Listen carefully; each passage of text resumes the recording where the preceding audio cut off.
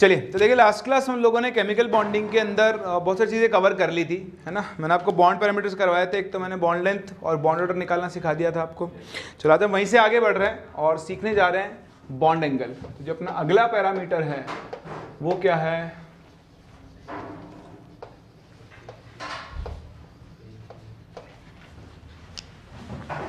ठीक। तो bond angle क्या होता है ये तो आप अच्छे से जानते ही हो भाई। सेंट्रल एटम को कनेक्ट करते हुए जो सराउंडिंग एटम एंगल बनाते हैं उसी को हम लोग क्या बोलते हैं, बॉन्ड एंगल। जैसे मान लो आपके पास कंपाउंड है ये CH Cl F Br, तो इसमें देखो आपके different different types of bond angle है। एक बॉन्ड एंगल है HCBr, इसको कैसे डिनोट करते हैं, HCBr। ऐसे BrCF, तो इसको कैसे डिनोट करते हैं, BrCF। तो जिस पर बॉन्ड एंगल बन रहा है उसको सेंटर में लेकर चलते हैं, इसका नोटेशन होता है, ठीक है। अब बात आती है बॉन्ड एंगल कंपेयर कैसे करते हैं। तो बॉन्ड एंगल का कंपैरिजन बड़ा ही आसान है, आपको वही चेक पॉइंट्स देखेंगे हम। तो सबसे पहले आप क्या करोगे, सबसे पहला जो चेक पॉइंट है वहां पे देखोगे डिटरमाइन हाइब्रिडाइजेशन। कैसे करो, ऐसे लिख लो, check whether hybridization is same or not। अगर सेम है, नहीं है, डिफरेंट है, तो लॉटरी लग गई। जैसा हाइब्रिडाइजेशन वैसा क्या मिल जाएगा आपको, एंगल। तो सबसे पहले हम चेक करेंगे हाइब्रिडाइजेशन। फिर अगर हाइब्रिडाइजेशन सेम हो जाए, if hybridisation is same,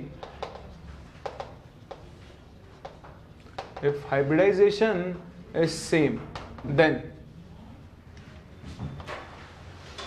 check for lone pairs, ठीक।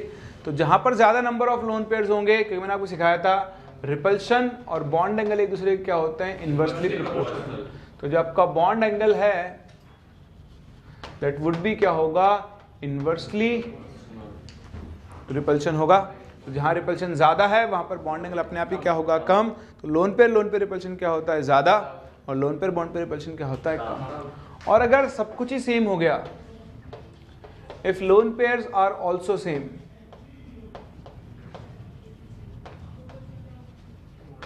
Then apply bent rule. फिर आप बॉन्ड एंगल देखोगे परसेंटेज एस कैरेक्टर से, और बॉन्ड एंगल क्या होता है, परसेंटेज कैरेक्टर डायरेक्टली प्रश्न होता है। जिसमें परसेंटेज कैरेक्टर ज्यादा होंगे उसमें इलेक्ट्रॉन होल्ड करने की पावर क्या होगी, ज्यादा। तो बॉन्ड एंगल भी क्या होगा, उसका बढ़ेगा, क्योंकि रिपल्शन कम होता जाएगा। या पहले समझ लो, sp का बॉन्ड एंगल होता है 180, sp2 का होता है 120, sp3 का होता है 109 डिग्री। तो जैसे जैसे परसेंटेज कैरेक्टर कम होता जा रहा है वैसे वैसे बॉन्ड एंगल क्या होता जा रहा है, डिक्रीज। तो ये 3 चेक पॉइंट्स हैं, इसके बेसिस पर आप क्या कर सकते हो, बड़ी आसानी से बॉन्ड एंगल्स कंपेयर कर सकते हो। जरा ध्यान से देखें, लोन पेयर, हाँ लोन पेयर जाएगा उस ऑर्बिटल में जिसमें सबसे ज्यादा परसेंटेज कैरेक्टर होंगे, जिसकी इलेक्ट्रॉनिटी सबसे ज्यादा होगी। तो देखिए एक छोटा सा क्वेश्चन करते हैं, compare the bond angle in following. तो गिवन स्पीसीज में आपको क्या करना है, बॉन्ड एंगल कंपेयर करना है।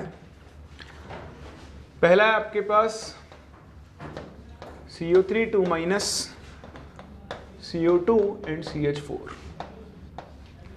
सेकेंड है आपके पास NH2 minus NH3 and NH4 plus.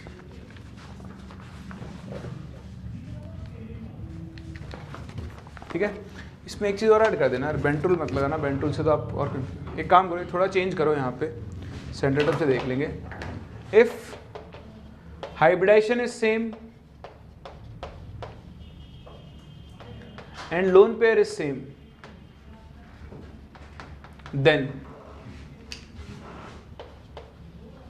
Check for central atom, ठीक। Central atom and surrounding atoms दोनों देखने पड़ेंगे अब आपको, ठीक है। तो अगर सराउंडिंग एटम डिफरेंट है, if surrounding atoms are different, then जो बॉन्ड एंगल होता है that is inversely proportional to electronegativity of surrounding atom. Surrounding atom की इलेक्ट्रॉनिटी जितनी ज्यादा होगी बॉन्ड एंगल क्या होगा उतना ही कम। या फिर आप चाहो तो ऐसा बोल दो size of central atom directly proportional to size of surrounding atom पे डिपेंड करता है, ठीक है। और दूसरा ऐसा भी बोल सकते हो directly proportional to size of surrounding atom. और अगर सराउंडिंग एटम सेम है और सेंट्रल एटम डिफरेंट है, if central atom is different then उस केस में bond angle is directly proportional to electronegativity of central atom, ठीक है। तो अभी आप देख लोगे ऑर्डर्स के अंदर जैसे हम करेंगे। देखें और एग्जांपल थर्ड आपके पास है ClO4 माइनस, ClO3 माइनस और ClO2 माइनस। फोर्थ ऑर्डर है आपके पास NO2 minus, NO2 plus and NO3 minus.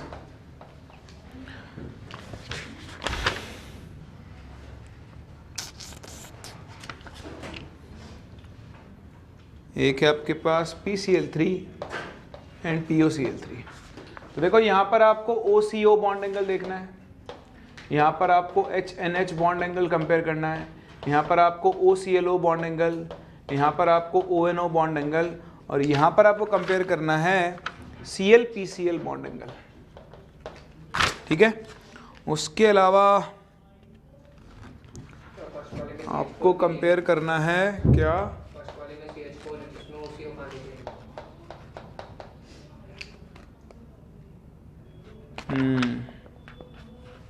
तो इसमें आप वो ले लो XCX कर लो, जनरलाइज कर दो।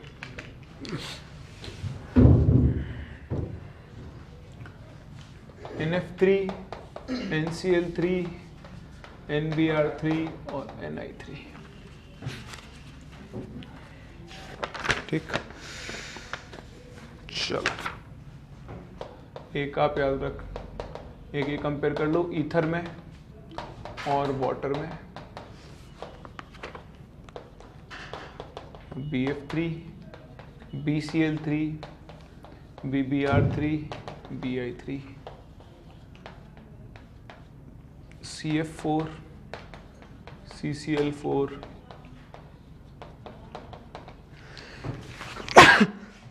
सॉरी। तो देखो आपको बॉन्ड एंगल कंपेयर करने, तो जो मैंने आपको रूल सिखाया बस आपको सिंपल रूल फॉलो करना है। स्टार्ट करें। सबसे पहले चेक करो हाइब्रिडेशन, यहाँ हाइब्रिडेशन निकालो।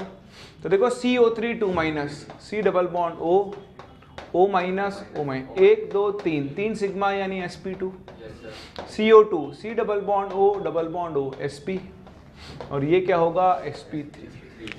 हाइब्रिडेशन अलग है तो सोचना नहीं है। सबसे ज़्यादा बॉन्ड एंगल किसका होता है sp 180 डिग्री, तो सबसे ज़्यादा किसका होगा CO2, फिर किसका आएगा CO3 2 माइनस 120 डिग्री, सबसे कम किस में आएगा CH4। कर सकते हैं। यहाँ पर आओ NH2 माइनस, तो हाइब्रिडेशन निकालो sp3, यहाँ निकालो sp3 और यहाँ पर निकालो sp3, बोलो होगा। अब बताओ सबसे ज़्यादा बॉन्ड एंगल किस में होगा, तीनों sp3 है, तो देखो हाइब्रिडेशन सेम है। अब आप चेक करो लोन पेयर, NH4 प्लस में एक भी लोन पेयर नहीं होगा, NH3 में एक लोन पेयर और NH2 माइनस में 2 लोन पेयर, तो यहाँ लोन पे रिपल्शन ज़्यादा होगा। रिपल्शन ज़्यादा तो बॉन्ड एंगल क्या हो जाएगा, कम। तो सबसे कम बॉन्ड एंगल किस में होगा, NH2 माइनस, फिर NH3 और सबसे बड़ा कौन होगा, NH4। कर सकते हैं। बताओ तीसरे का आंसर।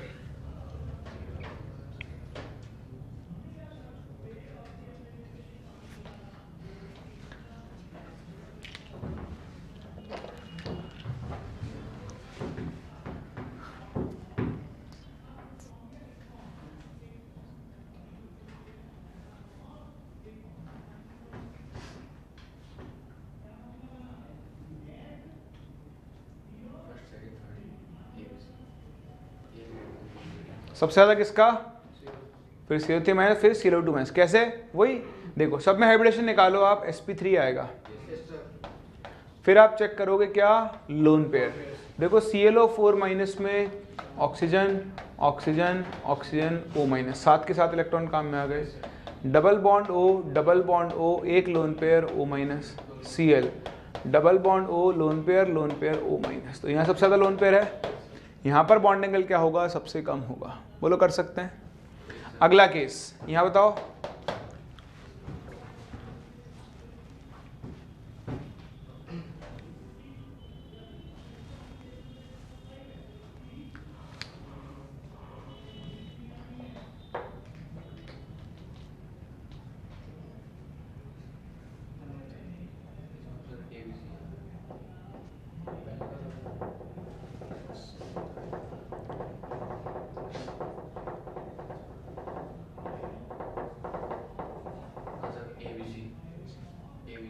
सबसे बड़ा ए का, फिर बी और फिर सी।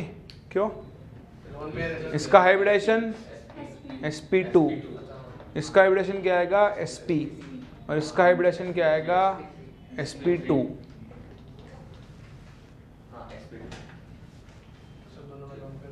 देखो NO2 माइनस में क्या होता है, N डबल बॉन्ड O एक ऑक्सीजन के साथ कोऑर्डिनेट बॉन्ड बनाता है। नाइट्रोजन के पास 5 इलेक्ट्रॉन होते हैं, 5 में से 2 और 2 4 काम में आएगा, एक बचा और माइनस चार्ज की वजह से एक और आएगा। तो इसका हाइब्रिडेशन बनेगा sp2 विद 1 लोन पेयर।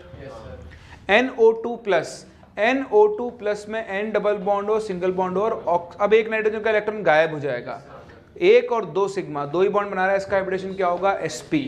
और NO3 माइनस में फिर से क्या आएगा sp2, ये होता है NO3 minus double bond O coordinate bond O और एक सिंगल बॉन्ड O, तो ये फिर से क्या आ जाएगा sp2। तो आपको दिख रहा है 2 का हाइब्रिडेशन सेम है लेकिन एक का हाइब्रिडेशन क्या है, डिफरेंट। तो सबसे बड़ा बॉन्ड एंगल किसका होगा, NO2 प्लस। दिख रहा है आपको, sp हाइब्रिडेशन है। अब इन दोनों में हाइब्रिडेशन सेम है, देखो इसके पास लोन पेयर है और इसके पास लोन पेयर नहीं है, तो अगला नंबर किसका आएगा, NO3 माइनस, और सबसे कम बॉन्ड एंगल किसका होगा, NO2 माइनस का। बोलो कर सकते हैं।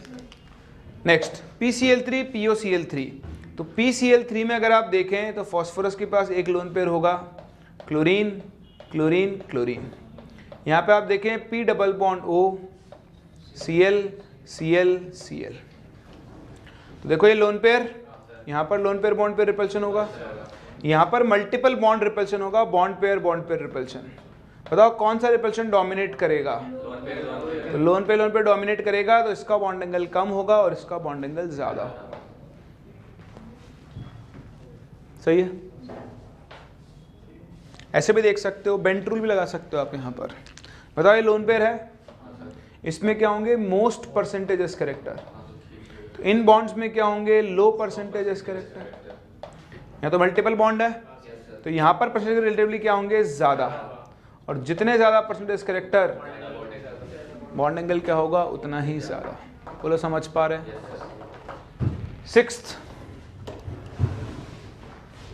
सिक्स्थ में देखो हाइब्रिडेशन सेम है, nitrogen nitrogen nitrogen nitrogen, central atom same है, डिफरेंट कौन है, सराउंडिंग एटम। तब आप देखो इसको आप समझ सकते हो NFF, ठीक है। 2-3 तरीके इसको समझने के, Cl Cl Cl।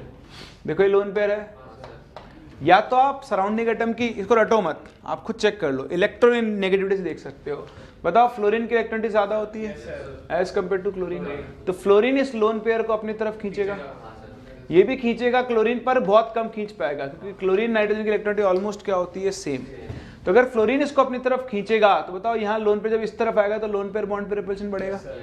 बताओ लोन पेयर बॉन्ड पे रिपल्शन बढ़ेगा तो बॉन्ड एंगल क्या होगा, कम होगा, कंप्रेस होगा मॉलिक्यूल अंदर की तरफ। इसका मतलब NH3 का बॉन्ड एंगल सबसे कम, फिर NCl3, फिर NBr3 और फिर NH3। आई तो इसके लोन पेयर को बहुत कम खींच सकता है, उसकी इलेक्ट्रॉनिटी तो इवन नाइट्रोजन से भी क्या होती है, कम होती है। साइज से कर सकते हो, chlorine chlorine chlorine fluorine fluorine fluorine, chlorine बड़े साइज का है, आयोडीन तो और बड़ा हो जाएगा, तो और बड़ा होगा तो बताओ इनके बीच में क्या क्रिएट होगी, स्टेरिक हिंड्रेंस साइज की वजह से, तो ये दूर जाएंगे तो बॉन्ड एंगल क्या होगा, बढ़ेगा। तो इसलिए Ni3 में बॉन्ड एंगल सबसे ज्यादा होगा और NF3 में क्या होगा, सबसे कम। ये वाटर, ऑक्सीजन के पास 2 लोन पेयर, ये ईथर, इसमें भी ऑक्सीजन के पास 2 लोन पेयर। ये मैं आपको पढ़ा चुका हूँ, वाटर में बॉन्ड एंगल कितना होता है, 104.5। वैसे हाइब्रिडेशन दोनों में ही क्या आता है, sp3। तो बॉन्ड एंगल आना कितना चाहिए था, 109 डिग्री 28 मिनट। देखो यहाँ लोन पे रिपल्शन की वजह से बॉन्ड एंगल क्या होता है, और भी कम। ईथर, तो फिर तो ईथर में तो देखो लोन पे रिपल्शन है। ये मैं आपको क्यों पढ़ा रहा हूँ कि एक एक्सेप्शनल वो है, ये आपसे डायरेक्टली पूछ सकता है। ईथर में क्या है, 2 मिथाइल ग्रुप हैं, इनको हम बोलते हैं बल्की ग्रुप। तो ये आपके 2 बल्की ग्रुप्स हैं। इन बल्की ग्रुप्स में रिपल्शन की वजह से क्या होता है, बॉन्ड की ओपनिंग होती है, दूर जाएंगे। इसका जो बॉन्ड एंगल है वो ग्रेटर देन 109 डिग्री 20 मिनट, जो होना चाहिए sp3 के हिसाब से उससे भी बड़ा हो जाता है। तो वाटर में तो बॉन्ड एंगल 109 डिग्री से कम होता है, लेकिन ईथर में आपके पास 2 बड़े बड़े ग्रुप प्रेजेंट है, इनकी वजह से क्या होता है, bond angle normal bond angle को भी क्या कर जाता है, डोमिनेट कर जाता है। कभी भी बल्कि ग्रुप्स लगेंगे तो हमेशा हाँ, बढ़ेगा, हमेशा बढ़ेगा, स्टेरिक हिंड्रेंस क्रिएट होगी। अब देखिए ये केसेस, ये बहुत इंपॉर्टेंट केसेस हैं। इनमें क्या है, देखो BF3 बोरोन के पास कोई लोन पेयर नहीं है, ठीक, तो no lone pair on central atom, all bonded atoms are same. एक के अंदर, जैसे यहाँ सारे फ्लोरीन है, यहाँ सारे क्लोरीन है, सारे, तो ये केस बन गया इक्विवेलेंट हाइब्रिडाइज्ड ऑर्बिटल्स का। पढ़ाया था ना आपको, जब सारे एटम सेम हो, कोई लोन पेयर नहीं हो, तो सारे ऑर्बिटल्स क्या होते हैं, इक्विवेलेंट हाइब्रिडाइज्ड। तो इनके अंदर बॉन्ड एंगल चेंज नहीं होता, इन सबके बॉन्ड एंगल क्या होंगे, नॉर्मल जो हाइब्रिडेशन होता है, इसका हाइब्रिडेशन क्या आता है, sp2, तो सभी का बॉन्ड एंगल 120 डिग्री होगा। इसका हाइब्रिडेशन क्या आता है, sp3, तो इन सभी का बॉन्ड एंगल कितना होगा, 109 डिग्री 28 मिनट। समझ पा रहे हैं? तब पड़ेगा जब लोन पेयर होंगे, या बॉन्ड्स अलग अलग टाइप के होंगे। जब सारे हाइब्रिडाइज्ड ऑर्बिटल इक्विवेलेंट है, मतलब सारे बॉन्डिंग एटम सेम है एक मॉलिक्यूल में, कोई लोन पेयर नहीं है, तो उसका बॉन्ड एंगल जितना हाइब्रिडेशन से आता है वही आएगा, कोई चेंज नहीं आने वाला है। अच्छा बताओ, NH3 और PH3 बॉन्ड एंगल कंपेयर करो।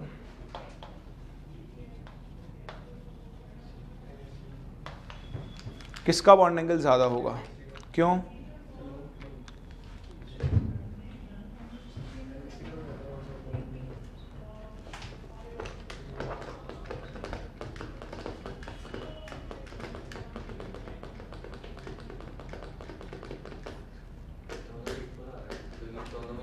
चलो और बढ़ा देता हूँ आगे। NH3 PH3 ASH3 SbH3 bond angle बताओ। ऐसे ही H2O H2S H2T H2SE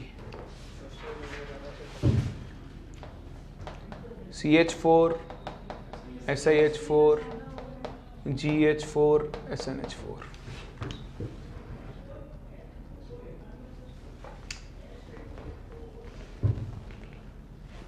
इसको तो छोड़ दो, इसमें तो क्या है, इसी में से कर लेते हैं।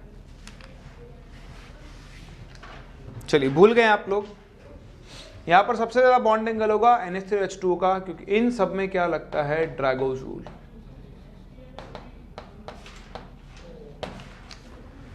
तो 15th यानी नाइट्रोजन फैमिली और 16th यानी ऑक्सीजन फैमिली के हाइड्राइड्स दिख जाए, 3rd पीरियड है उससे नीचे वाले, उन सब में ड्रैगोज रूल लगता है। उन सबके बॉन्ड एंगल क्लोज टू क्या होता है, 90 डिग्री। तो मैंने आपको बताया हुआ था, डाउन द ग्रुप जाने पर डिक्रीज होते जाते हैं। तो याद रखो, ये सब आपसे डायरेक्टली पूछा जा सकता है, तो ये बहुत इंपॉर्टेंट ट्रेंड है, इसको याद रखना, ये आपसे डायरेक्टली पूछा जा सकता है। ड्रैगोज रूल की वजह से इन हाइड्राइड्स के बॉन्ड एंगल्स क्या होते हैं, क्लोज टू 90 डिग्री होते हैं। समझ में आता है? कोई डाउट किसी को? चलिए, तो ये था आपके पास बॉन्ड एंगल और बॉन्ड एंगल कंपेयर करने के केसेस। सबसे पहले आप हाइब्रिडेशन देखोगे, उसके बाद आप क्या चेक करोगे, सेंट्रल एटम के पास लोन पेयर्स हैं या नहीं है। लोन पेयर्स हैं तो इसके पास ज़्यादा लोन पेयर्स होंगे, उसमें रिपल्शन ज़्यादा होगा, बॉन्ड एंगल क्या होगा, कम होगा। और अगर लोन पेयर भी सेम हो गए तो फिर आप सराउंडिंग एटम और सेंट्रल एटम के हिसाब से डिसाइड करोगे। कर सकते हैं? कोई दिक्कत है किसी को? आगे बढ़ूँ? चलिए, तो ये थे आपके बॉन्ड पैरामीटर्स। बॉन्ड पैरामीटर्स को कवर करने के बाद हम एक और छोटा सा टॉपिक पढ़ने जा रहे हैं, that is called dipole moment. ठीक है, तो डाइपोल मोमेंट आपके लिए यूजफुल है। डाइपोल मोमेंट के बेसिस पर आप एक मॉलिक्यूल पोलर है या नहीं, इस चीज़ का आइडिया लगा सकते हैं। तो आओ सीखते हैं क्या होता है डाइपोल मोमेंट और कैसे हम डाइपोल मोमेंट को यूज़ करते हैं।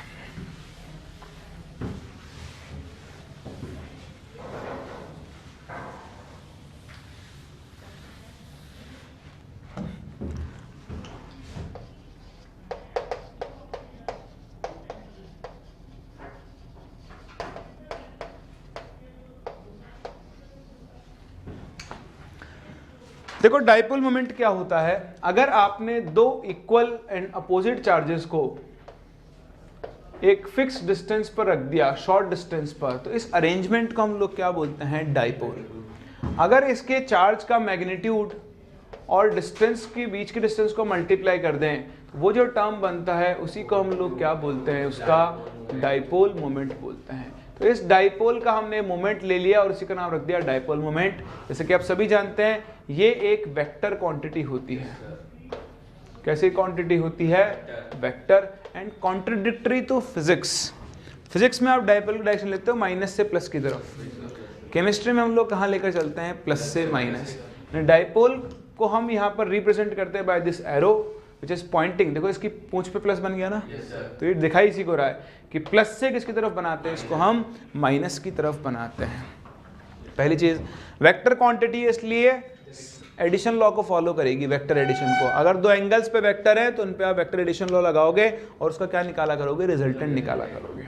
डाइपोल मोमेंट का फायदा क्या है, अच्छा इसकी यूनिट चार्ज डिस्टेंस, तो इसकी ऐसे यूनिट होती है कूलम्ब्स इनटू मीटर, क्या होती है, और इसकी एक और यूनिट होती है डिबाई, क्या होती है, डिबाई, कैपिटल डी डिनोट करते हैं। तो जो 1 डिबाई होता है वो होता है 3.33 इंटू 10⁻³ कूलम्ब्स इनटू मीटर। एक कन्वर्जन आप थोड़ा सा ध्यान रख लेना, 1 डिबाई कितना होता है, 3.33 into 10⁻³ Coulomb's into metre.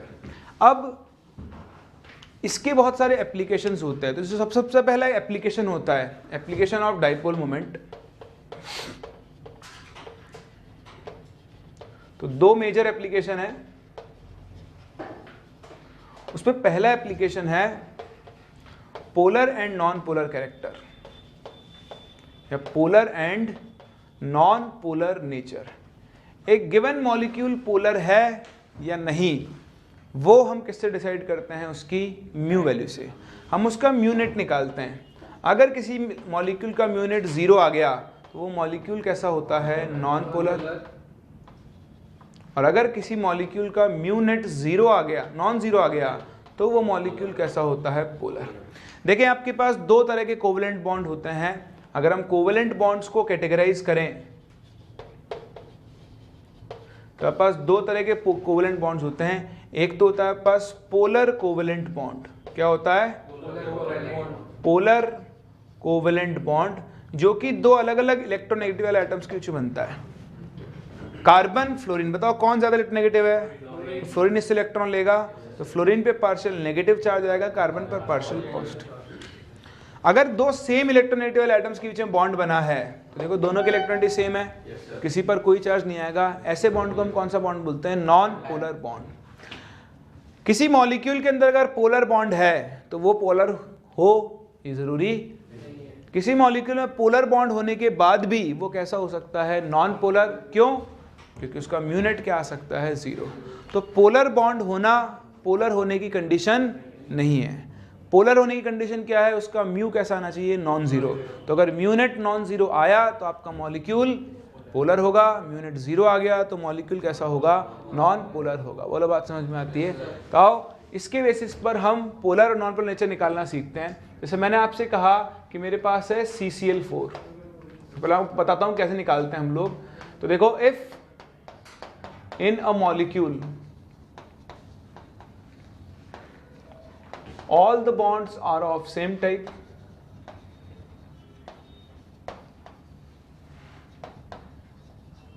and it contains no lone pair, then its mu net will be 0। तो आपने जो नॉर्मल हाइब्रिडेशन पढ़ा है, जिसमें आपसे बोलूं BeCl2, तो BeCl2 में हाइब्रिडेशन क्या होता है, sp। तो यहाँ पर बेरिलियम, क्लोरीन, क्लोरीन।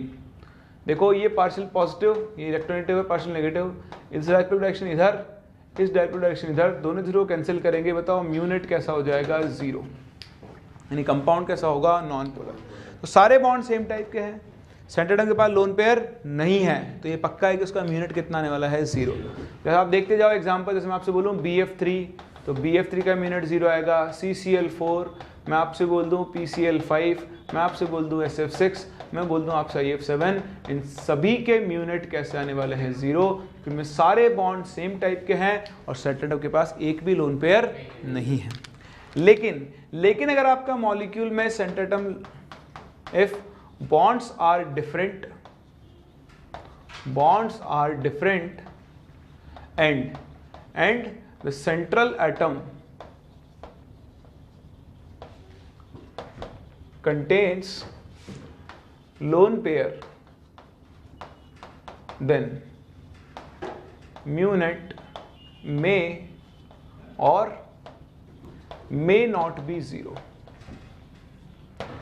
तो अगर सेंट्रल एटम के पास लोन पेयर है और बॉन्ड्स अलग अलग टाइप के हैं, तो म्यू यूनिट 0 हो भी सकता है और नहीं भी हो सकता, वो डिपेंड करेगा।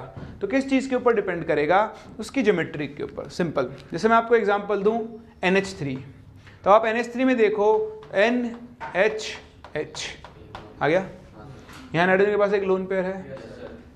अच्छा, लोन पेयर को डाइपोल मोमेंट में कंसिडर करना है या फिर नहीं करना है, डिपेंड करता है। ये भी बहुत इंपॉर्टेंट चीज़ है कि आप यहाँ पे लिख देना लोन पेयर मोमेंट, कि लोन पेयर को हम कब डाइपोल में कंसिडर, मतलब मोमेंट में कंसिडर करेंगे, कब नहीं करेंगे। तो आपको मैंने सिखाया था कि, सिखाया क्या बता रहा था मैंने आपको, हाइब्रिडाइज्ड ऑर्बिटल की शेप सिखाई थी। कैसी होती है? हाँ सर के आगे नहीं बोला आपने कुछ? देखो, अगर lone pair, if lone pair is present in pure atomic orbitals, कौन से orbitals? Pure atomic orbitals, then its mu is 0। तो उसका म्यू हम कंसिडर नहीं करते हैं। क्यों? जैसे मान लो लोन पेयर p ऑर्बिटल में है, तो p ऑर्बिटल में आप सिखाया था एक का नेगेटिव एक का पॉजिटिव होता है, तो साइन नहीं होते हैं, है ना। तो आधा इलेक्ट्रॉन क्लाउड इधर है, आधा इलेक्ट्रॉन क्लाउड उधर है, तो ये न्यूक्लियस है, इस वाले डायरेक्शन इधर, इस वाले डायरेक्शन इधर। बताओ म्यू यूनिट कितना आ जाएगा? 0। मान लो आप पर d ऑर्बिटल है, तो d की शेप ऐसी होती है सिमेट्रिकल, तो इसका डाइपोल इधर, इस वाले का इधर, इस वाले का इधर, इस वाले का इधर, सब एक दूसरे को क्या कर देंगे? कैंसिल। तो क्योंकि प्योर ऑर्बिटल सिमेट्रिकल होते हैं, तो उस केस में उनका म्यू यूनिट कैसा आएगा? 0। लेकिन अगर आपका lone pair, if lone pair is present in hybridized orbital, then its lone pair moment is considered। तो फिर हम इसका लोन पेयर मोमेंट कंसिडर करते हैं, क्योंकि देखो हाइब्रिडाइज्ड ऑर्बिटल की शेप मैंने आपको ऐसी बताई थी, ये कैसा होता है? अनसिमेट्रिकल। कैसा होता है? अनसिमेट्रिकल।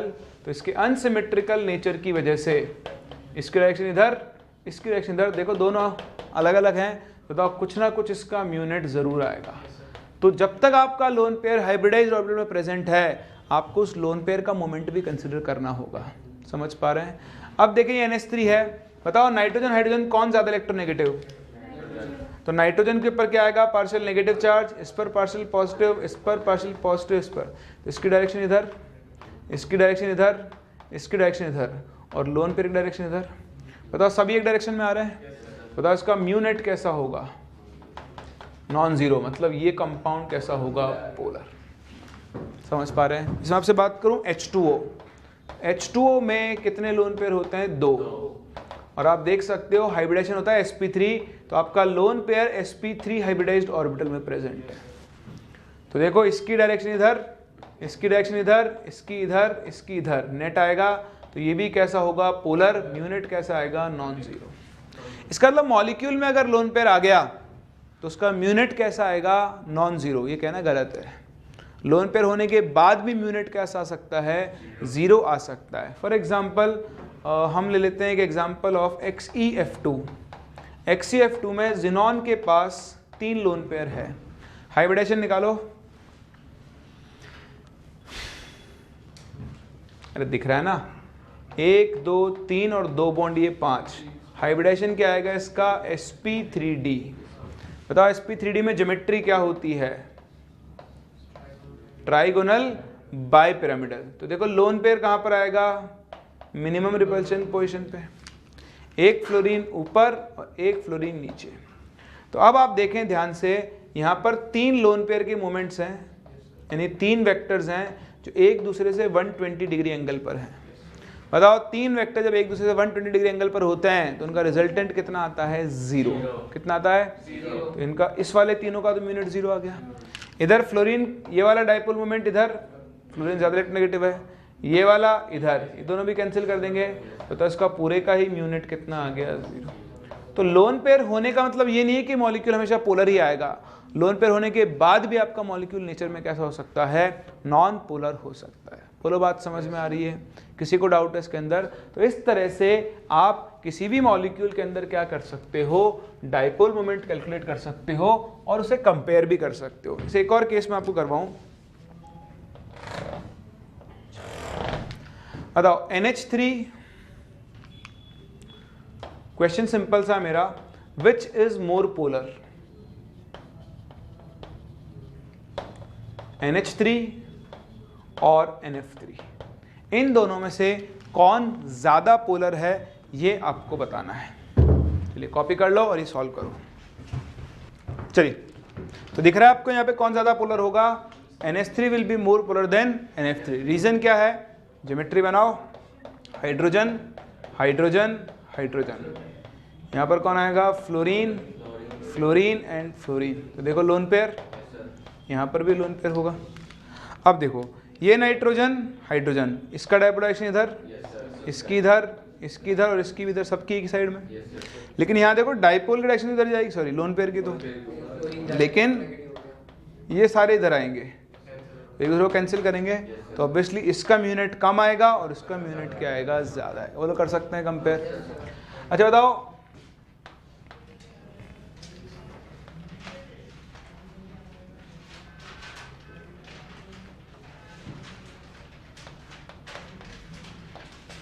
PF3Cl2 PCl3F2, इन दोनों में से कौन पोलर होगा और कौन नॉन पोलर होगा?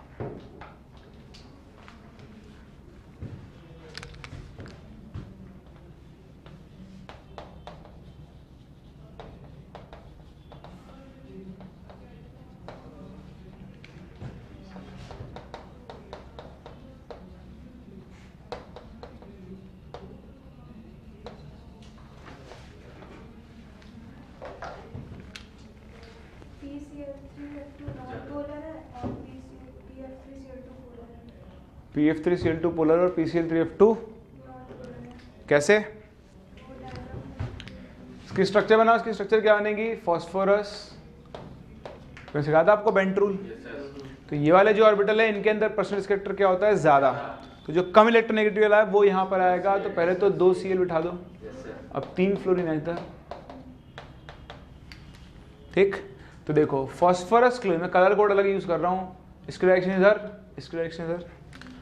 PF बॉन्ड का ब्लू से दिखा रहा हूँ, इसकी डायरेक्शन इधर, इन दोनों की इधर। तो ये दोनों तो एक दूसरे को कैंसिल कर देंगे। अब देखो इन दोनों का एक रिजल्टेंट आएगा और ये दोनों सेम, इसलिए इसका म्यू नेट कैसा आ जाएगा, नॉन जीरो। सेम होते तो 0 हो जाता। इसकी स्ट्रक्चर बनाओ, फॉस्फोरस, तो 3 क्लोरीन तो कहाँ पर आएंगे, इक्वेटोरियल पोजीशन पे, और 2 फ्लोरीन कहाँ पर आएंगे, एक्सियल पोजीशन पे। तो देखें इसकी डायरेक्शन इधर, इसकी इधर, इसकी इधर, 3 सेम वेक्टर 0 आ गए 120 पर। इधर ये और ये कैंसिल कर देंगे, इसका म्यू नेट कैसा आ जाएगा, 0। बोलो कर सकते हैं। तो कुछ भी याद करने का नहीं है, नॉर्मल वेक्टर लॉ है, डायरेक्शन निकालो, वेक्टर एडिशन करो और आप अपना आंसर निकाल सकते हो। देखें दूसरा इसका जो यूज होता है वो होता है identification of cis trans isomer. तो जब आप सिस ट्रांस आइसोमर देखते हो तो उनमें से एक पोलर होता है और एक कैसा होता है आपका, नॉन पोलर। फॉर एग्जांपल मैं आपसे कहूँ C double bond C, hydrogen Cl, Cl या F ले लेते हैं, चलो F और हाइड्रोजन। ऐसे ही C double bond C, H F, अरे मैं C बोल रहा हूँ, सीरी नहीं बोल रहा हूँ, F, ठीक है। अब आप देखो इसकी डायरेक्शन इधर, इसकी डायरेक्शन इधर, इसकी डायरेक्शन इधर, इसकी डायरेक्शन इधर। ये स्कोर आ रहा है, ये स्कोर आ रहा है। बताओ म्यू नेट कैसा आ जाएगा? सही है। इसकी डायरेक्शन इधर, इसकी डायरेक्शन इधर, इसकी डायरेक्शन इधर, इसकी डायरेक्शन इधर। देखो ये दोनों एक डायरेक्शन में जा रहे हैं, ये दोनों एक डायरेक्शन में जा रहे हैं, कुछ ना कुछ नेट आएगा। तो इसका म्यू नेट कैसा होगा? Non zero. इसका मतलब जो ट्रांस वाला आइसोमर होगा वो तो कैसा होगा आपका? Non polar. और जो सिस वाला आइसोमर होगा वो कैसा होगा? पोलर। ठीक है। लेकिन इनमें केसेस हैं। ये तब है व्हेन बोथ द ग्रुप्स, नहीं, हाँ, सेम और आर इलेक्ट्रॉन विथड्रॉइंग।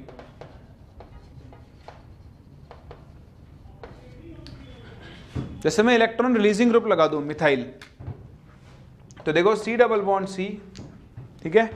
अब H और F, इधर मैंने लगा दिया CH3 और इधर H। अब हम H के रिस्पेक्ट में देख रहे हैं ये ट्रांस है, देख सकते हैं ना किसी एक रिस्पेक्ट में।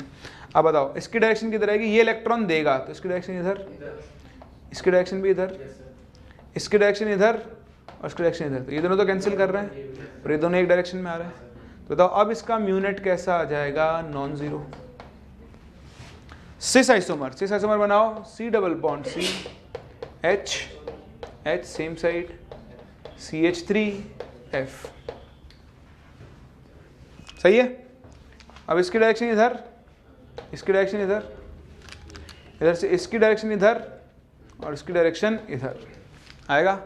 तो देखो ये दोनों जीरो कैंसिल कर रहे हैं और ये दोनों एक डायरेक्शन में जा रहे हैं। तो ये दोनों एक डायरेक्शन में और ये भी इसका रिजल्टेंट कुछ ना कुछ आएगा तो इधर जाएगा।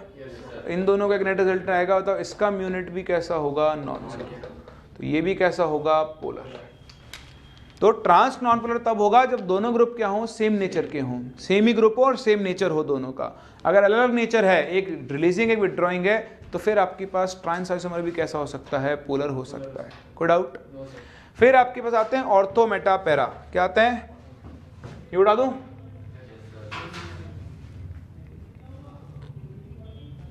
इससे तो ये तो हो गया होगा ना। वो मैं दूर जाना नहीं चाहता इसलिए वहां से। चलो कोई नहीं, चल लेते हैं। अब आप देखो कई बार आपके पास ऑर्थो मेटा पैरा आइसोमर्स होते हैं। जैसे मैं आपको बताऊं,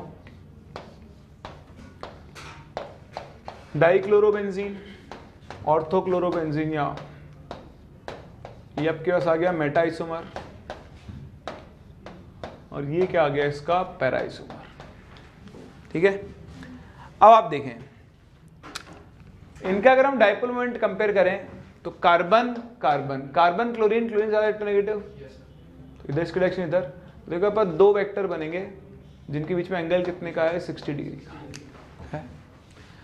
यहाँ कार्बन क्लोरीन, यहाँ कार्बन क्लोरीन, दो वेक्टर के बीच में एंगल कितना है? 120। यहाँ कार्बन क्लोरीन, यहाँ कार्बन क्लोरीन, तो इसका म्यू नेट तो कितना आ गया? तो ये तो कैसा हो गया? Non polar. सही है। पता है सबसे ज्यादा डाइपोल मोमेंट किसका आएगा? तो दो वेक्टर के बीच में एक्यूट एंगल है तो इसका रिजल्टेंट सबसे ज्यादा होगा। यहाँ ऑब्ट्यूज एंगल है तो कम हो जाएगा। तो सबसे ज्यादा कौन सा डेरिवेटिव का होगा? ऑर्थो, फिर किसका होगा? मेटा, और फिर किसका होगा? पैरा। लेकिन ये तब है when both the groups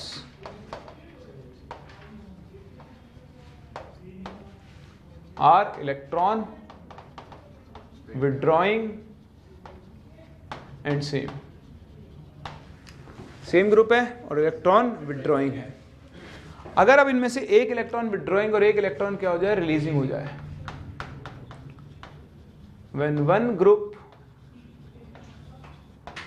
is electron withdrawing and other is electron releasing, तो उस केस में क्या होगा? देखो फिर से, ऑक्सीजन, मान लो एक क्लोरीन है और एक मिथाइल है। फिर देखें, सॉरी ऑक्सीजन बोल देना इसको, ये मिथाइल है और लास्ट ग्रुप में क्या होगा? ये क्लोरीन होगा और ये मिथाइल होगा। है? चलिए अब बताओ इसकी डायरेक्शन इधर और इसकी डायरेक्शन इधर, तो अब दो वेक्टर होगा, इनके बीच में एंगल कितना है 120 डिग्री।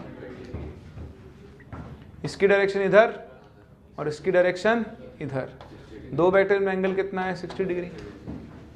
इसकी डायरेक्शन इधर और इसकी भी इधर, दोनों सेम डायरेक्शन में जा रहे हैं। तो इस बार सबसे ज़्यादा डायपोल मोमेंट किसका होगा?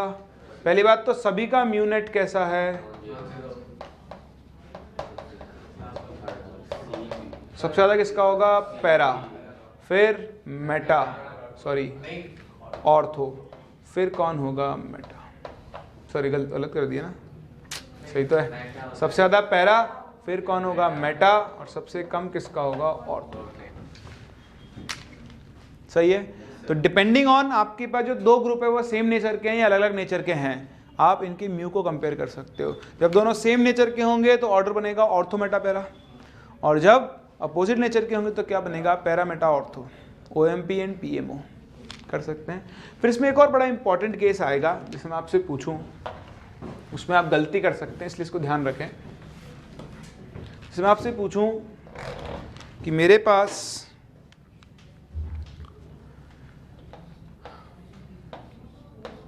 ये मॉलिक्यूल है OH OH, बताओ ये पोलर होगा या नॉन पोलर?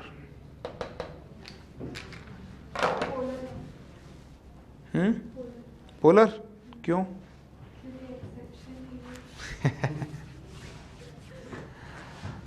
चलो ये बहुत बढ़िया जवाब लगता है मुझे, बहुत एक्सेप्शन है ये। तो फिर ये बताओ, अब ये तो एक्सेप्शन नहीं पढ़ा होगा आपने।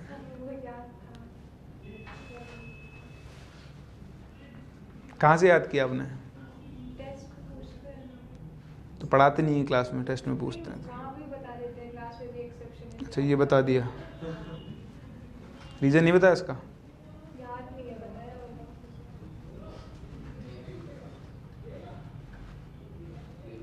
नहीं, चलिए इसका म्यूनेट आएगा नॉन जीरो और इसका भी म्यूनेट आएगा नॉन जीरो। तो फिर हमने जो भी कहानी बोली वो तो गलत होगी। कहाँ गई? ये रही, ये रही। Cl सेम ग्रुप था, यहाँ तो म्यूनेट जीरो आ रहा था, यहाँ ऐसा क्या बदल गया कि म्यूनेट जीरो है? देखो यहाँ पर क्लोरीन के पास 3 लोन पेयर है, मानते हो, और यहाँ ऑक्सीजन के पास क्या है? 2 लोन पेयर। अब अगर आप यूँ बोलो कि इसके पास लोन पेयर है, तो वो भी बोला हो मेरे पास भी 3 लोन पेयर है, तुम सबसे ज़्यादा लोन पेयर है मेरे पास, फिर क्या चक्कर है?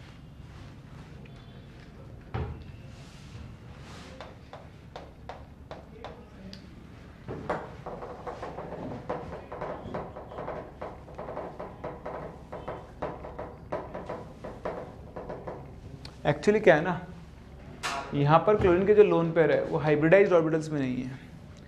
मतलब यहाँ कार्बन का हाइब्रिडेशन है, क्लोरीन का आप बोल सकते हो हाइब्रिडेशन sp3 है, ठीक है, बट एक्चुअली नहीं हो कि ये यहाँ पर जो लोन पेयर है वो प्योर ऑर्बिटल में प्रेजेंट है। किसके अंदर प्रेजेंट है? यहाँ पर हुआ क्या होगा, ये जो कार्बन है वो आपका sp2 हाइब्रिडाइज्ड होता है। तो इस sp2 हाइब्रिडाइज्ड कार्बन के जो 3 ऑर्बिटल हैं उनमें से ये तो कार्बन के साथ बॉन्ड बनाने के काम में आ गए। इसमें एक अनपेयर्ड इलेक्ट्रॉन था।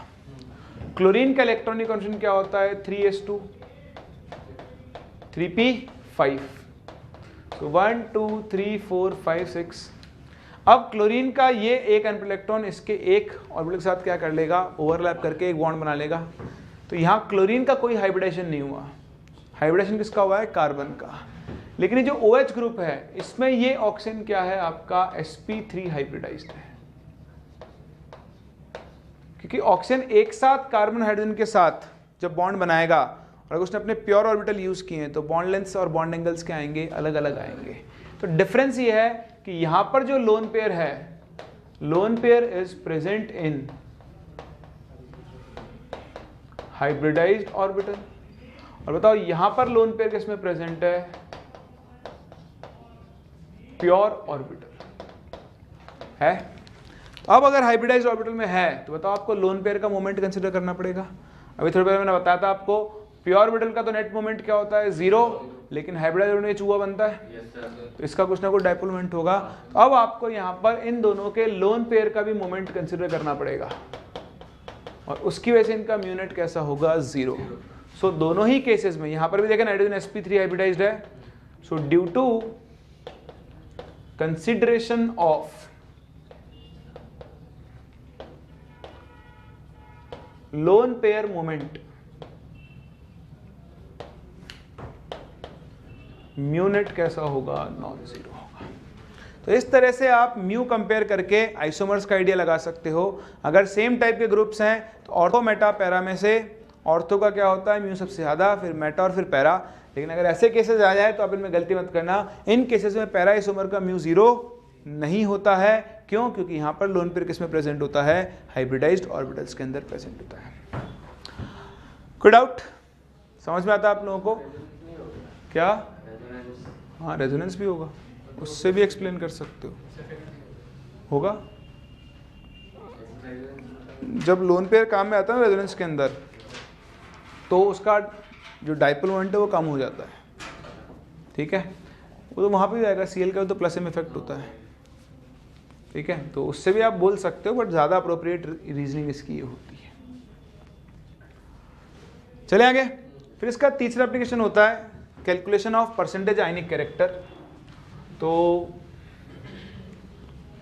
ये एज सच बहुत कभी काम में तो नहीं आया मेंस में, हो सकता है पूछ ले। इसमें क्या होता है, एक फॉर्मूला होता है कि किसी भी कोवेलेंट बॉन्ड में अगर आपको परसेंटेज आयनिक कैरेक्टर निकालने हैं, percentage ionic character in a covalent bond, तो उसका फॉर्मूला होता है mu observed upon mu theoretical into 100। यहाँ से निकालते हैं, इसको समझ लेना एक बार ध्यान से। जैसे मान लो मेरे पास HCl का एक मॉलिक्यूल है और मैंने आपको उसका म्यू दे दिया है कुछ 1.25 D है। ठीक है, ये वैल्यू मैंने आपको दी है। अब मैंने आपसे कह दिया कि इनके बीच की जो बॉन्ड लेंथ है, HCl बॉन्ड लेंथ, ठीक है, उसकी वैल्यू आ गई कुछ, लेट्स से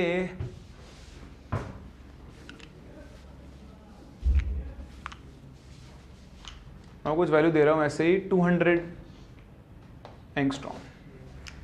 ठीक है, आपको इस बॉन्ड में परसेंटेज आयनिक कैरेक्टर निकालना है। तो देखो ये जो वैल्यू दी हुई है ना, वैल्यूज डिफर कर सकती है, मैंने ऐसे ही दी है, उल्टा भी आ सकता है, बट आप कंसेप्ट समझें।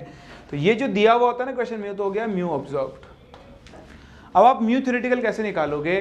तो भाई जब H और Cl होंगे, बताओ क्लोरीन ज्यादा नेगेटिव है, तो इस पर क्या आएगा, पार्शियल नेगेटिव चार्ज।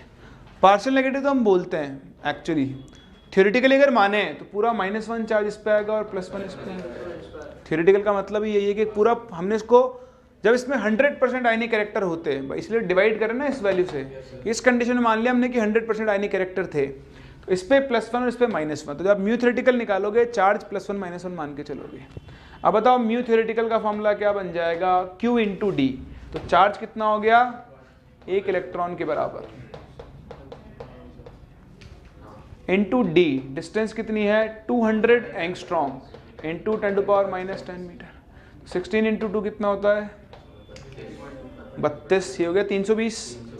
सो 320 इंटू 10⁻⁻29 या फिर -28 कूलम्ब सेंटीमीटर लिख लूँ। और डिबाई, बताओ डिबाई किसके इक्वल होता है, 3.33 इंटू 10⁻30 कूलम्ब सेंटीमीटर। सही है। अब ये रहा म्यू ऑब्जर्व और ये रहा म्यू थ्योरेटिकल, डिवाइड कर दो। So mu observed is 1.25 into 3.33 into 10⁻30 divide by mu theoretical कितना हो गया, 32 इंटू 10⁻28 इंटू 100। तो देखो 128 से ये कैंसिल, इसको डिवाइड कर लो, आपको अपना आंसर मिल जाएगा।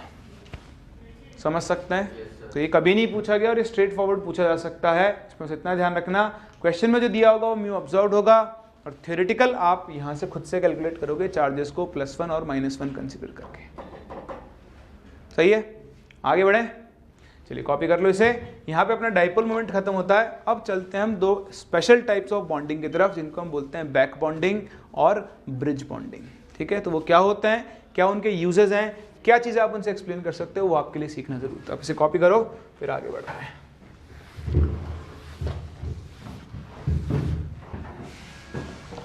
चलो तो देखो, सीखो बैक बॉन्डिंग। ये भी एक बहुत इंपॉर्टेंट फिनोमिना है, काम की चीज़ है।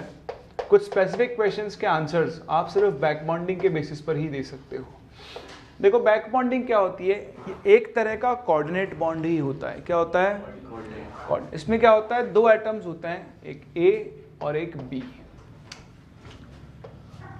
ठीक, तो इनमें क्या होता है, एक एटम के पास तो एक वेकेंट ऑर्बिटल होता है, एक के पास क्या होता है, एक भरा हुआ ऑर्बिटल होता है।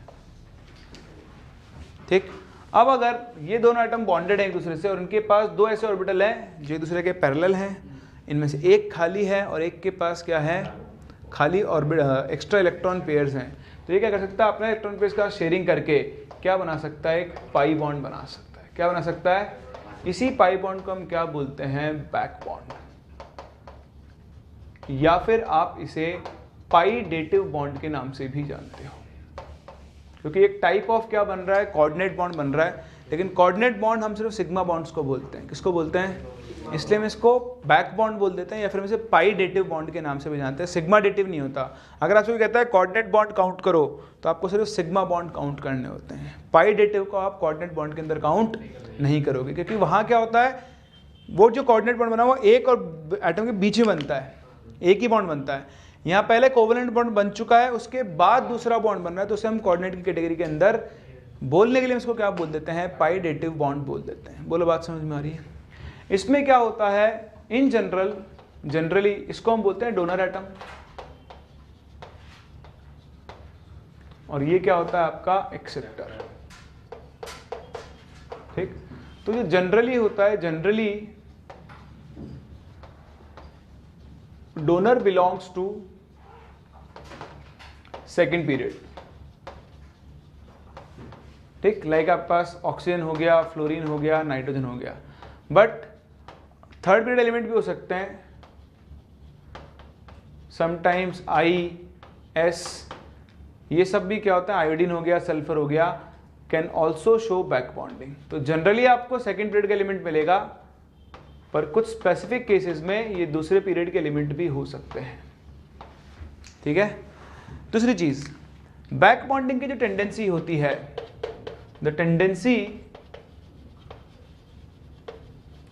टू शो बैक बॉन्डिंग, मैं BB लिख रहा हूं इसको, है ना, decreases with increase in bond length, या तो ऐसा बोल लो, एंड साइज ऑफ ऑर्बिटल्स। तो जैसे जैसे ऑर्बिटल का साइज बढ़ता जाएगा, बैक बॉन्डिंग शो करने की टेंडेंसी क्या होती जाएगी, कम। जैसे मान लो आपके पास दो ऑर्बिटल हैं 2p2p, तो 2p2p में बैक बॉन्डिंग के चांसेस क्या होंगे, ज्यादा। अब अगर आप पर 2p3p हो गया, तो 3p में क्या होगी, बॉन्ड लेंथ बढ़ जाएगी, एटॉमिक ऑर्बिटल का साइज बढ़ गया, तो ये 2p और ये 3p, बताओ बैक बॉन्डिंग की टेंडेंसी क्या हो जाएगी, कम। ये 2p रहा, अगला ऑर्बिटल हो गया 4p, तो फिर बैक बॉन्डिंग के चांसेस क्या हो जाएंगे, और भी कम, क्योंकि ओवरलैपिंग क्या होगी, इफेक्टिव नहीं होगी। तो जैसे जैसे एटम्स का साइज बढ़ता जाता है, वैसे वैसे बैक बॉन्ड बनाने की टेंडेंसी क्या हो जाती है, कम। तो बैक बॉन्डिंग शो करने के लिए क्या होना चाहिए, आपका जो सेंट्रल एटम है, क्या होना चाहिए, सेंट्रल एटम के पास खाली ऑर्बिटल होने चाहिए, और जो सराउंडिंग एटम है उसके पास क्या होना चाहिए, एक्स्ट्रा इलेक्ट्रॉन पेयर्स, तभी जाके क्या हो सकती है, बैक बॉन्डिंग। तो देखो एक बहुत इंपॉर्टेंट ऑर्डर है जो हम बैक बॉन्डिंग से एक्सप्लेन करते हैं। आप लोगों को याद होगा, चाहो तो आप पन्ने पलट के देख सकते हो इतिहास के, लुईस एसिड कैरेक्टर।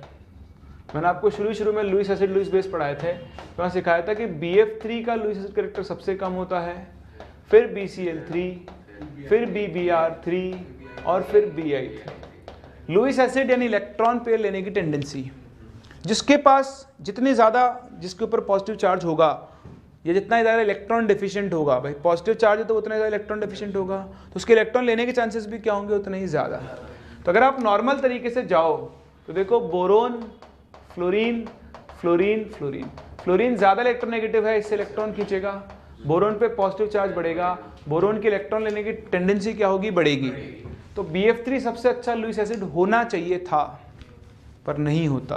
रीज़न क्या है, बैक बॉन्डिंग। क्या रीज़न है, देखें बोरोन, फ्लोरीन, बोरोन में क्या है, अगर आप बोरोन का इलेक्ट्रॉनिक कॉन्फ़िगरेशन देखो, यहाँ दिखाता हूँ मैं आपको, तो वो होता है 2s2 2p1, और एक्साइटेड स्टेट में क्या हो जाएगा, 2p2। अब देखो बोरोन में क्या होगा, ये sp2 हाइब्रिडेशन होगा। तो sp2 हाइब्रिडेशन से बोरोन के पास 3 sp2 हाइब्रिडाइज्ड ऑर्बिटल्स होंगे जिनमें एक एक अनपेयर्ड इलेक्ट्रॉन है। उससे क्या करेगा, 3 फ्लोरीन एटम के साथ 3 सिग्मा बॉन्ड बना लेगा। लेकिन अभी बोरोन के पास एक खाली p ऑर्बिटल बच गया है, वेकेंट 2p ऑर्बिटल है।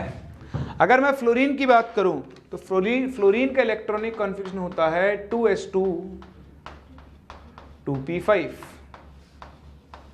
सो 1 2 3 4 5। फ्लोरीन के पास एक अनपेयर्ड इलेक्ट्रॉन है, तो एक अनपेयर्ड इलेक्ट्रॉन तो आ गया बॉन्ड बनाने का काम। अब फ्लोरीन के पास p ऑर्बिटल बचे हैं 2 जिनमें एक इलेक्ट्रॉन पेयर है।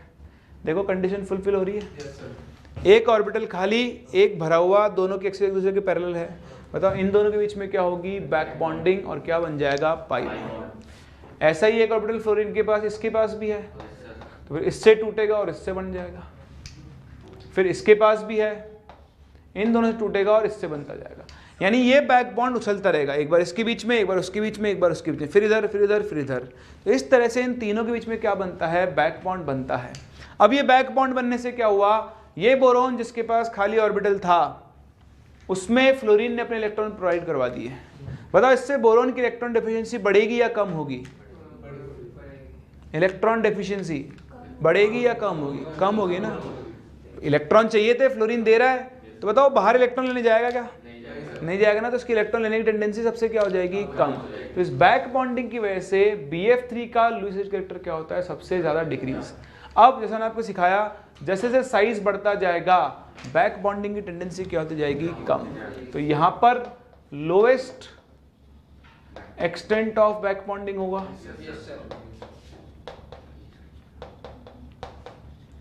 और BF3 में क्या होगा, highest extent of back bonding.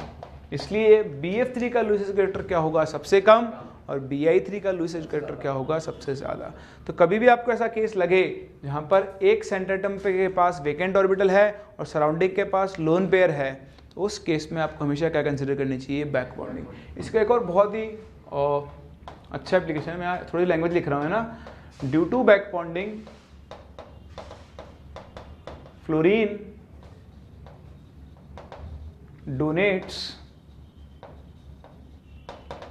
its electrons to boron and thus, अगर कोई रिवाइज करो तो याद रहे, its electron deficiency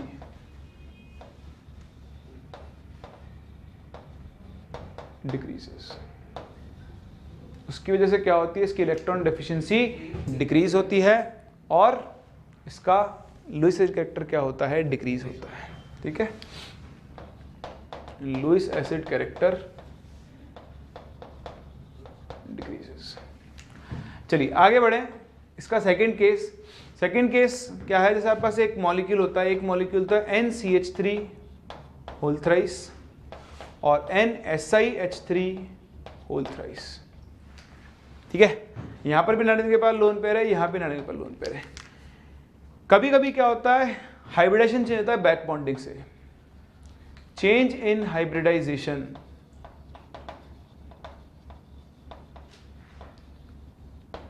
due to back bonding. देखिए कैसे होगा, ये जो NCH3 है, तो यहां पे नाइट्रोजन के पास लोन पेयर है, ये आपका CH3 CH3 CH3। तो देखो कार्बन के पास कोई खाली ऑर्बिटल नहीं है, यहाँ पर नाइट्रोजन भी sp3 में है और ये कार्बन भी कौन से स्टेट में है, sp3 में ही है। सेम इसी तरह silicon, nitrogen SiH3 SiH3 SiH3। अब नाइट्रोजन के पास लोन पेयर है। सिलिकॉन थर्ड पीरियड का एलिमेंट है और थर्ड पीरियड के पास क्या होते हैं, वेकेंट d ऑर्बिटल्स। क्या होते हैं, इसके पास ये वेकेंट 3d ऑर्बिटल होगा, भरा खाली। बताओ क्या होगी, बैक बॉन्डिंग। इस सिलिकॉन के पास भी होगा बैक बॉन्डिंग, इस सिलिकॉन के पास भी होगा बैक बॉन्डिंग होगा। तो अब इसके लिए क्या होगा, अभी ये sp3 में था, अब अगर इसको ये बैक बॉन्ड शो करना है, sp3 में क्या होता है, ये ऐसे होंगे, SiH3 SH3 नाइट्रोजन है, तो ये सेम प्लेन में नहीं होंगे, नाइट्रोजन प्लेन के ऊपर होगा, सिलिकॉन सारे नीचे वाले प्लेन में होंगे। अगर बैक बॉन्ड बनना है तो सबको क्या आना पड़ेगा, सेम प्लेन में आना पड़ेगा। कैसा आना पड़ेगा, तो ये जो कंपाउंड है ये एक्चुअली ऐसा नहीं होकर ऐसा हो जाता है SiH3 SiH3 और SiH3। इस तरह से नाइट्रोजन का लोन पेयर तो काम आता है बैक बॉन्डिंग में, और इसका हाइब्रिडेशन क्या बन जाता है sp2। तो अगर आप नॉर्मल रूल से देखोगे तो आपको लगेगा कि इसका हाइब्रिडेशन भी sp3 आना चाहिए, और जैसे आपके पास मिथाइल वाला है ये भी कैसा होना चाहिए, नॉन प्लेनर। कैसा होना चाहिए, नॉन प्लेनर। लेकिन ये एक्चुअली कैसा होता है, प्लेनर। तो ये भी एक क्वेश्चन है, बोर्ड्स में पूछाता है 11th पी ब्लॉक के अंदर। बड़ा भी ध्यान रखना, जेई में आपसे डायरेक्टली पूछा सकता है कि NSiH3 और NCH3 होल थ्राइस में से कौन प्लेनर है और कौन नॉन प्लेनर। तो ये प्लेनर है क्योंकि इसके अंदर क्या हो जाती है, बैक बॉन्डिंग होती है। समझ पा रहे हैं। चलिए, बैक बॉन्डिंग के बाद एक और छोटी चीज मैं आपको सिखाऊं, that is called bridge bond.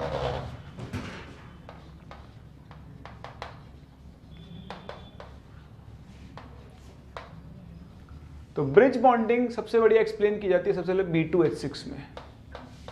Compound का नाम है डाइबोरेन।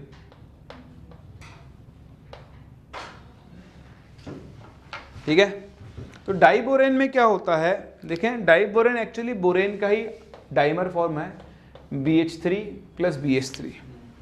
तो BH3 में आप निकालोगे ना तो बोरोन का हाइब्रिडेशन आता है sp2।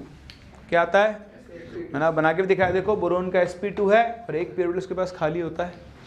तो इसमें क्या होता है, एक स्पेसिफिक टाइप ऑफ बॉन्ड बनता है, जैसे BH3, ये एक H, ये दूसरा H, ऐसे एक और BH3, ये एक H और ये बाकी के दो H।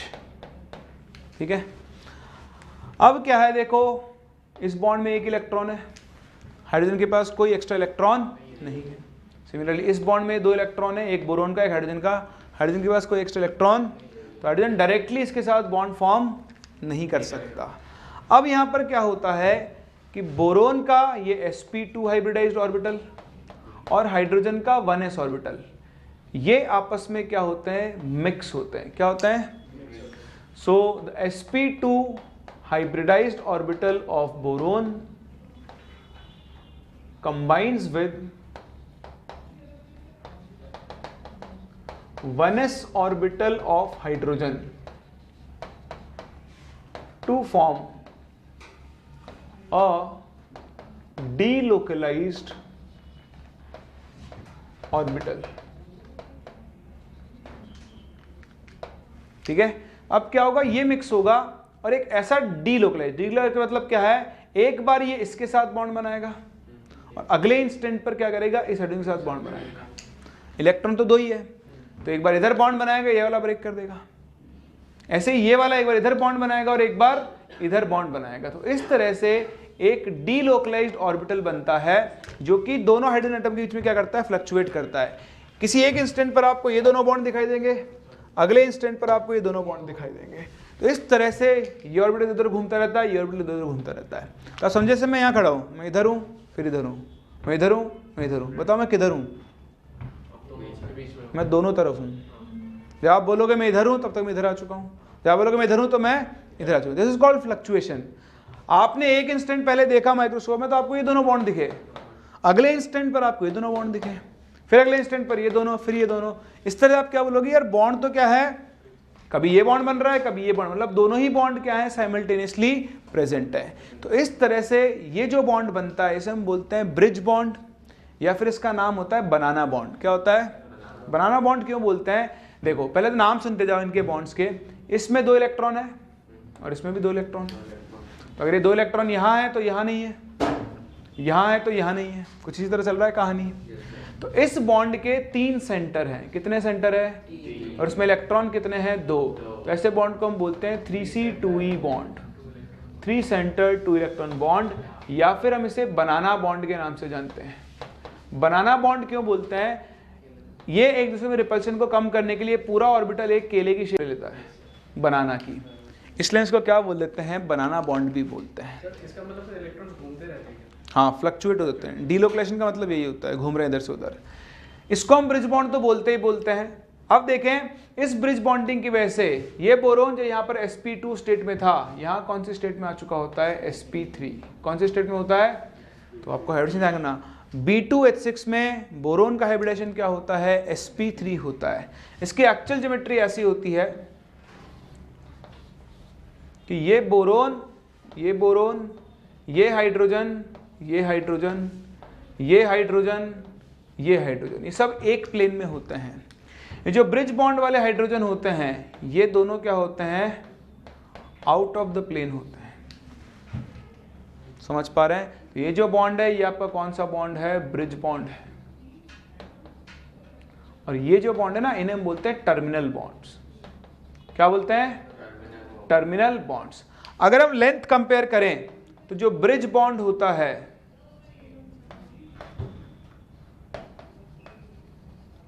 उसकी लेंथ क्या होती है, टर्मिनल बॉन्ड से ज्यादा होती है। बॉन्ड लेंथ अगर कंपेयर करें, सही है। और अगर हम इनकी बॉन्ड स्ट्रेंथ कंपेयर करें तो बताओ बॉन्ड स्ट्रेंथ का ऑर्डर क्या होगा। तो इसमें आप नॉर्मल रूल लगाओगे तो बोलोगे कि जो बॉन्ड लंबा है उसकी स्ट्रेंथ क्या हो जाएगी, कम। लेकिन यहां ऐसा नहीं होता है, ध्यान रखना। Bridge bond is more stronger than terminal bond। ऐसा क्यों, बहुत आसान है। देखो टर्मिनल बॉन्ड में कितने इलेक्ट्रॉन्स हैं, 2। तो हम बोल सकते हैं 2 electrons under the attraction of 2 atoms या 2 न्यूक्लियाई। 2 न्यूक्लियस के अट्रैक्शन में। बताओ यहां कितने इलेक्ट्रॉन्स हैं, 2। लेकिन वो कितने के अट्रैक्शन में है, तो ब्रिज बॉन्ड में क्या है, 2 electrons under the attraction of 3 nuclei. That means more attraction, और more attraction means more stronger bond. तो ये ध्यान रखना, ब्रिज बॉन्ड लेंथ में भी बड़ा होता है लेकिन साथ साथ क्या होता है, स्ट्रेंथ में भी ज्यादा। क्योंकि ब्रिज बॉन्ड के अंदर जो इलेक्ट्रॉन क्लाउड है वो 3 न्यूक्लियस के फोर्स के अंदर काम कर रहा है, और टर्मिनल बॉन्ड में सिर्फ किसके में काम कर रहा है, 2 के अंदर काम कर रहा है। कोई डाउट? चलिए और देखें, ये कॉपी हो गया आप लोगों का, सबका हो गया?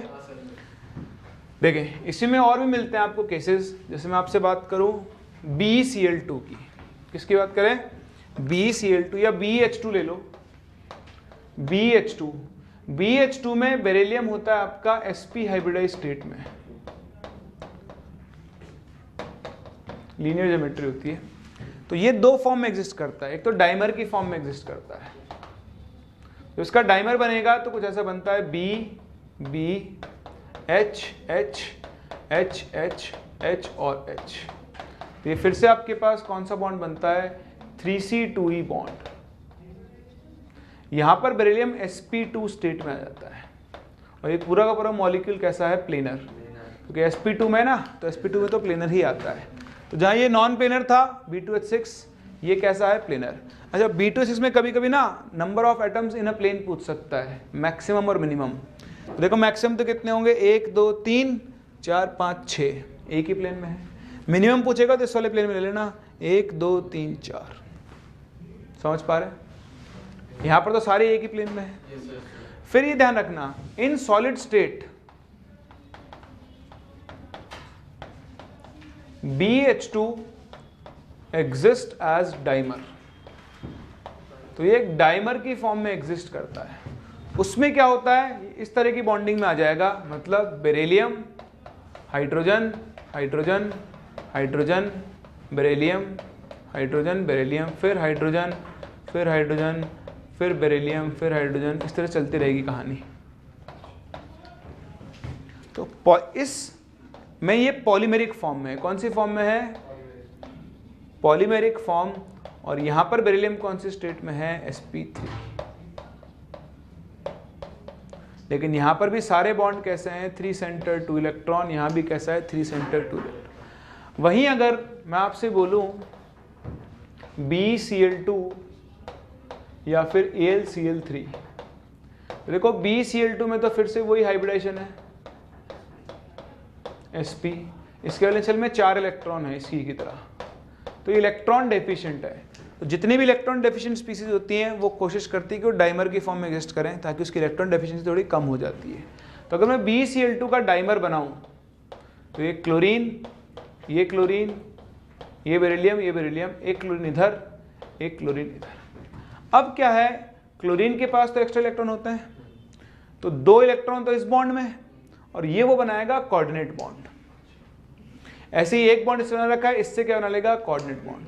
तो यहां पर इस तरह का बॉन्ड नहीं बनता। यहां पर क्लोरीन के पास एक्स्ट्रा इलेक्ट्रॉन है तो 2, ये वाला बॉन्ड तो नॉर्मल एक बेरिलियम और एक क्लोरीन के इलेक्ट्रॉन से बनेगा। ये वाला जो होगा वो क्या बनेगा, इसके कोऑर्डिनेट बॉन्ड से बनेगा। तो यहां पर भी 2 इलेक्ट्रॉन है, यहां पर भी 2। तो इस बॉन्ड में कितने इलेक्ट्रॉन है, 4, और सेंटर कितने हैं, 3। तो इसे हम बोलते हैं 3C4E बॉन्ड। जैसे AlCl3, AlCl3 के वैलेंस शेल में 6 इलेक्ट्रॉन है, तो अगर ये डाइमर बना ले तो उसके 8 हो जाएंगे इलेक्ट्रॉन। तो AlCl3 में भी डाइमर बनता है, chlorine, chlorine, aluminium, chlorine, chlorine, chlorine, chlorine. तो ये बॉन्ड नॉर्मल, ये बॉन्ड नॉर्मल। अब ये इससे एक कोऑर्डिनेट बॉन्ड बनाएगा और ये इससे एक कोऑर्डिनेट बॉन्ड। तो देखो यहाँ एल्यूमिनियम कौन से स्टेट में आ चुका है, sp3, यहाँ भी कौन सा आ चुका है, sp3 आ गया। बताओ ये बॉन्ड फिर से कौन सा है, 3C4E बॉन्ड। तो ये होती है आपकी ब्रिज बॉन्डिंग। मैं आपको क्यों बताया कि आपको पता होना चाहिए कि 3C2E बॉन्ड क्या होता है और 3C4E बॉन्ड क्या होता है। तो जब किसी इलेक्ट्रॉन डेफिशिएंट स्पीसीज के पास हाइड्रोजन होगा तब तो वो कौन सा बॉन्ड बनाएगा, 3C2E, और कोई इलेक्ट्रॉन रिच होगा लाइक क्लोरीन, ऑक्सीजन, इस तरह के, तब वो कौन सा बॉन्ड बनाएगा, 3C4E। तो इसमें सबसे इंपॉर्टेंट ये है, ये डिटेल आप याद रखें, ये फिर भी ऐसा इंपॉर्टेंट नहीं है। इसमें आपको सिर्फ 3C2E और 3C4E देखना आना चाहिए, और इसके से डेटा आपसे डायरेक्टली पूछा सकता है। दोनों में से कौन सा बॉन्ड लंबा होता है, ब्रिज, कौन सा बॉन्ड स्ट्रांग होता है, ब्रिज बॉन्ड स्ट्रांग होता है। कर सकते हैं। चलिए इसे आप कॉपी कर लें, फिर हम 5 मिनट गैप रखते हैं और उसके बाद स्टार्ट करते हैं विद मॉलिक्यूलर ऑर्बिटल थ्योरी, है ना। चलो।